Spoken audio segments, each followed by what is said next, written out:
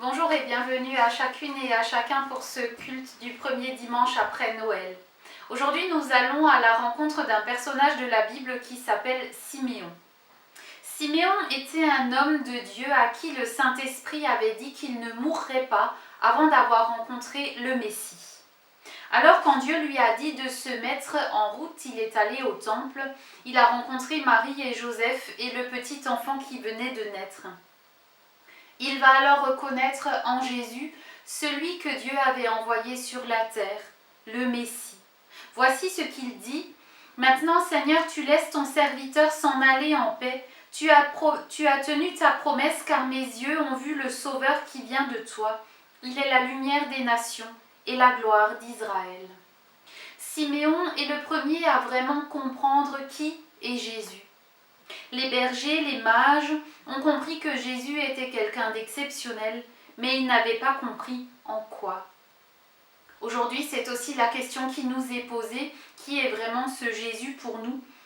Pourquoi est-il venu sur la terre? La Bible nous dit qu'il est venu pour être la lumière des nations, la lumière du monde. Puissions-nous reconnaître en Jésus qu'il est cette lumière aussi pour nos vies. Amen. Je vous invite à la prière. Seigneur, tu t'es fait proche de nous en devenant homme au milieu de nous. En Jésus-Christ, tu nous as révélé le chemin qui conduit à la vie, un chemin d'amour qui conduit à la rencontre des autres, un chemin d'humilité, un chemin d'humanité.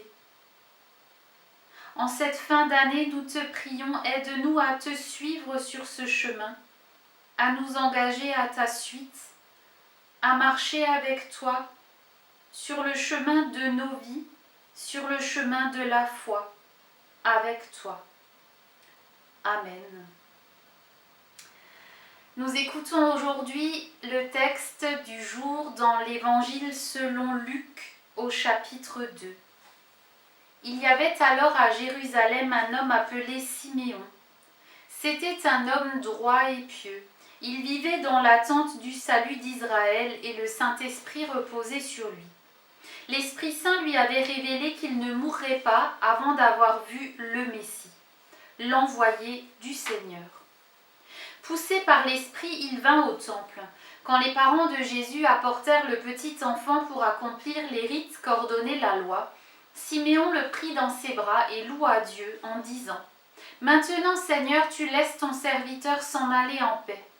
Tu as tenu ta promesse, car mes yeux ont vu le Sauveur qui vient de toi, et que tu as suscité en faveur de tous les peuples. Il est la lumière pour éclairer les nations. Il sera la gloire d'Israël, ton peuple. » Le père et la mère de Jésus étaient émerveillés de ce qu'il disait de lui. Siméon les bénit et dit à Marie, sa mère : « Sache-le, cet enfant est destiné à être pour beaucoup en Israël une occasion de chute et de relèvement. Il sera un signe qui suscitera la contradiction. Ainsi seront dévoilées les pensées cachées de bien des gens. Quant à toi, tu auras le cœur comme transpercé par une épée. » Il y avait aussi une prophétesse, Anne, fille de Phanuel de la tribu d'Aser. Elle était très âgée. Dans sa jeunesse, elle avait été mariée pendant 7 ans, puis elle était devenue veuve et avait vécu seule jusqu'à 84 ans. Elle ne quittait jamais le temple où elle servait Dieu nuit et jour, par le jeûne et la prière. Elle arriva elle aussi au même moment. Elle louait Dieu et parlait de l'enfant à tous ceux qui attendaient que Dieu délivre Jérusalem. Vérité est ta parole, Seigneur. Amen. Chers amis, nous approchons de la fin de cette année. Une nouvelle année est passée avec son lot de joie et aussi de peine. Et souvent, en cette fin d'année, on a tendance à regarder en arrière, avec peut-être un regard assez sombre cette année, sur cette année 2020 qui vient de passer. Souvent, on a tendance à faire un bilan de l'année. Qu'est-ce qui a été positif ? Qu'est-ce qui a été négatif? C'est un peu la tendance générale en cette fin d'année. On fait les rétrospectives de l'année, on se souvient des événements marquants. parfois aussi des événements comiques. Bref, on fait le bilan. Ce n'est d'ailleurs pas vraiment une mauvaise chose de regarder en arrière, faire un peu le point. Pas pour avoir des regrets, mais pour simplement se souvenir. Ou alors pour se demander ce qu'on aimerait changer dans la nouvelle année à venir. C'est aussi une tendance quand on approche de la fin de sa vie, quand on vieillit, faire un bilan. Qu'est-ce que j'ai fait de ma vie? Est-ce que ma vie a été au service des autres? Est-ce que ma vie a eu un sens? C'est un peu ce que Siméon a fait à la fin de sa vie. Il savait qu'il ne mourrait pas avant d'avoir vu le Messie, celui que Dieu devait envoyer dans le monde.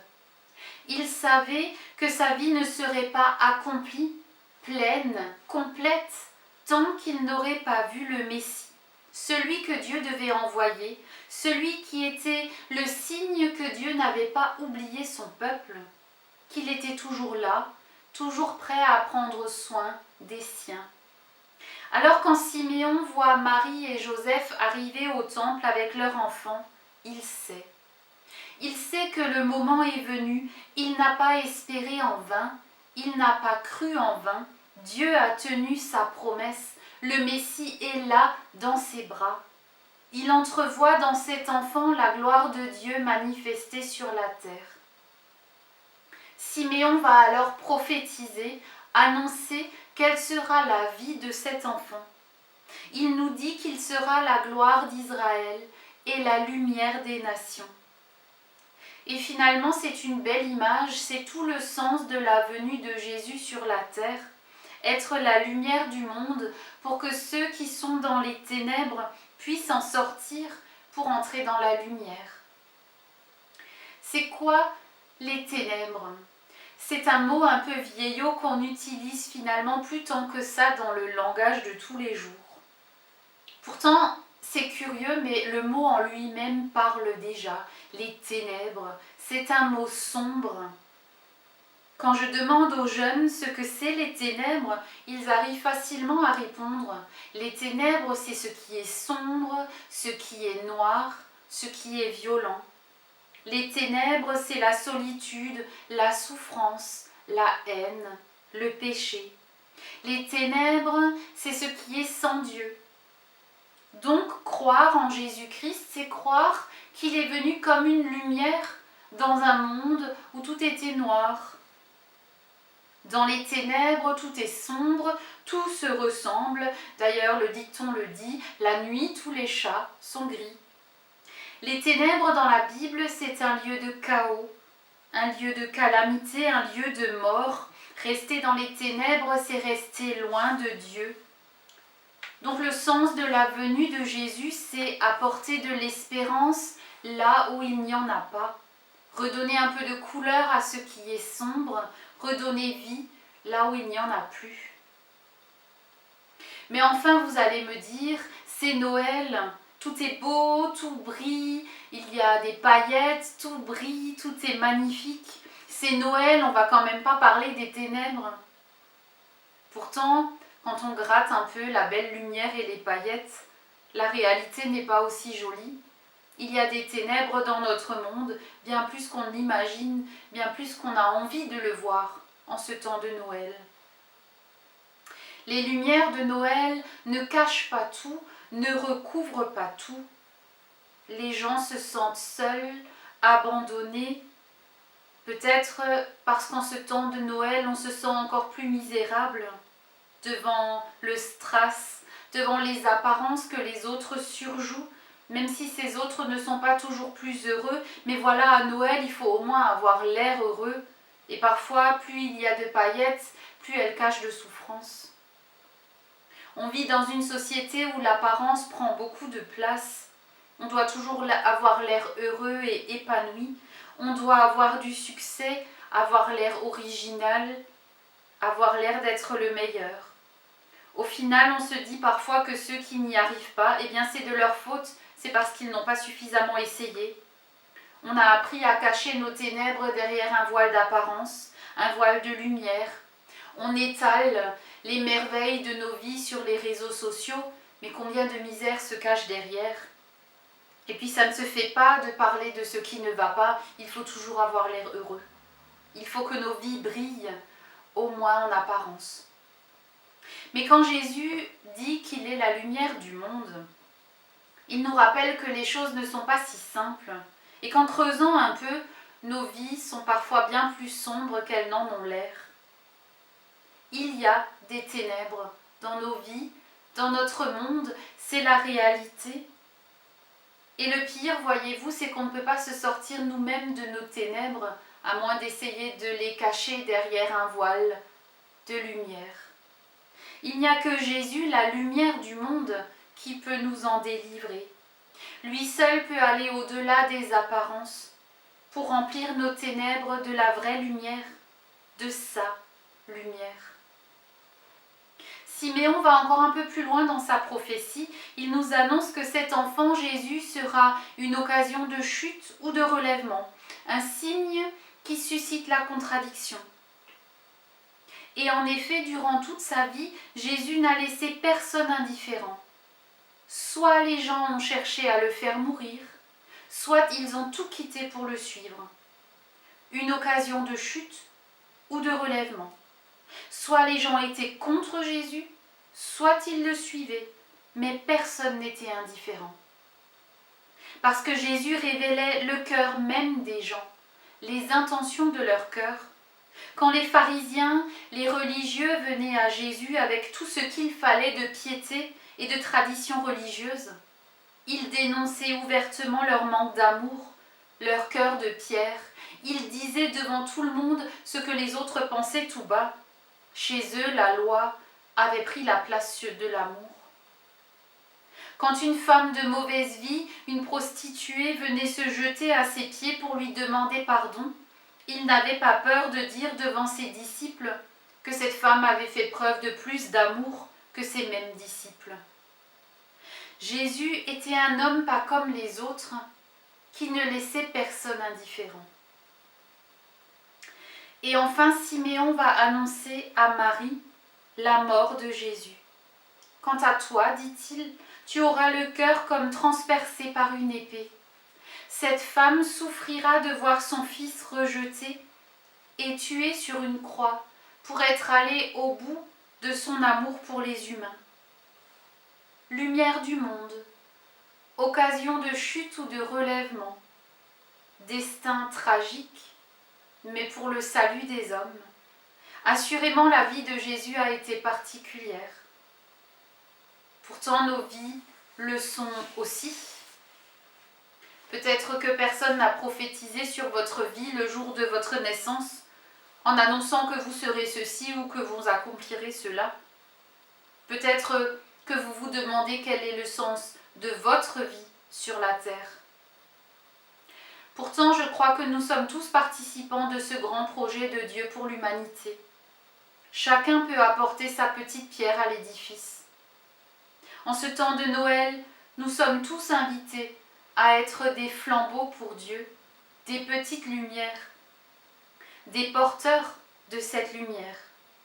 Jésus n'a pas dit « je suis la lumière de quelques privilégiés », il a dit « je suis la lumière du monde ». Nous sommes invités tous et toutes à être des porteurs de vérité, à voir au-delà des apparences et des conventions pour voir la vérité de chaque être humain. Et enfin, nous sommes tous invités, non pas à participer aux souffrances de Jésus, mais à en être témoins pour le salut du monde. Amen. Prions. Dieu éternel, par la naissance de ton Fils sur la terre, tu es venu visiter notre monde. En lui, tu éclaires notre nuit et tu nous révèles ton amour. Un amour dont rien ne peut nous séparer. À Noël, celui qui était riche s'est fait pauvre. Nous te confions les plus fragiles parmi nous. À Noël, tu donnes à ton peuple une grande joie. Nous te confions ceux qui pleurent sur notre terre. À Noël, ton Fils est venu partager notre existence. Nous te confions ceux qui souffrent de solitude. À Noël, ton Fils est venu porter nos fardeaux. Nous te confions ceux qui sont oppressés. Seigneur, pour tous ceux que tu mets sur notre chemin, fais de nous des porteurs de lumière, des porteurs de vérité, des témoins de ton salut. Donne à tous la lumière et la joie de ce Noël. Garde-nous dans ta paix quand nous te prions ensemble. Notre Père qui es aux cieux, que ton nom soit sanctifié, que ton règne vienne, que ta volonté soit faite sur la terre comme au ciel. Donne-nous aujourd'hui notre pain de ce jour. Pardonne-nous nos offenses, comme nous pardonnons aussi à ceux qui nous ont offensés. Et ne nous laisse pas entrer en tentation, mais délivre-nous du mal, car c'est à toi qu'appartiennent le règne, la puissance et la gloire, au siècle des siècles. Amen. Il me reste à vous souhaiter une belle journée et une belle semaine, et que le Seigneur vous bénisse. Amen.